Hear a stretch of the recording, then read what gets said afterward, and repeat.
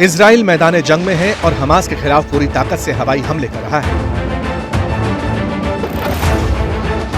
Israeli air force ने Gaza को निशाना बनाकर फिर बमबारी की।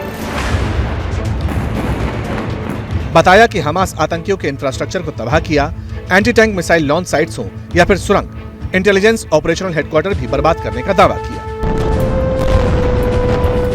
लेकिन क्या यह हमला सिर्फ हमास तक सीमित रहने वाला है? क्या इजराइल हमास के साथ ईरान को भी टारगेट करेगा? क्या इजराइल की सेना हिजबुल्लाह को भी हराने के लिए कमर कस चुकी है? सवालों का जवाब समझने से पहले इजरायली प्राइम मिनिस्टर का बयान सुनिए, जो उन्होंने अपनी वॉर कैबिनेट के सामने दिया। Hamas are the new Nazis.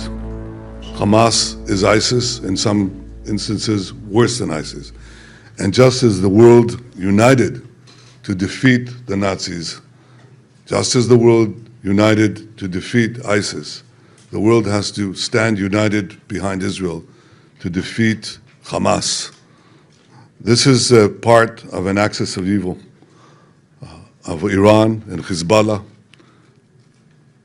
and Hamas. Benjamin Netanyahu क्या करने वाले हैं? इजराइल का अगला बड़ा कदम क्या होगा?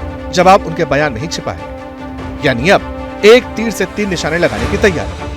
अपने ऑपरेशन स्वॉर्ड ऑफ आयरन के जरिए इजराइल 3 मोर्चों पर जंग लड़ सकता है। इजराइल का गाजा पट्टी में हमास के खिलाफ 13 दिन से ऑपरेशन जारी है। फिलिस्तीन का दावा है कि इजरायली हमले में 3500 से ज्यादा लोग मारे जा चुके हैं। उत्तरी बॉर्डर पर हिजबुल्लाह और इजराइल में टकराव शुरू हो चुका है और ईरान भी अब इजराइल और अमेरिका के साथ आर पार के मूड में दिखाई देता है।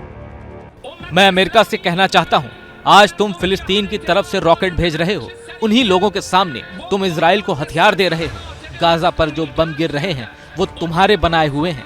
ईरान के लोग और दुनिया की मुस्लिम बिरादरी ये चाहती है कि उसके इजराइल के साथ ताल्लुकात खत्म कर दिए जाएं, उसके राजदूत निकाले जाएं और एम्बेसी बंद कर दी जाए।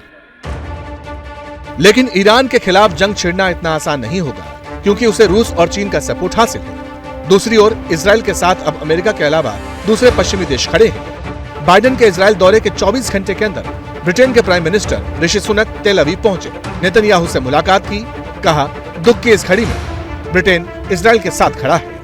We should call it what it is, an act of terrorism perpetrated by an evil terrorist organization, Hamas.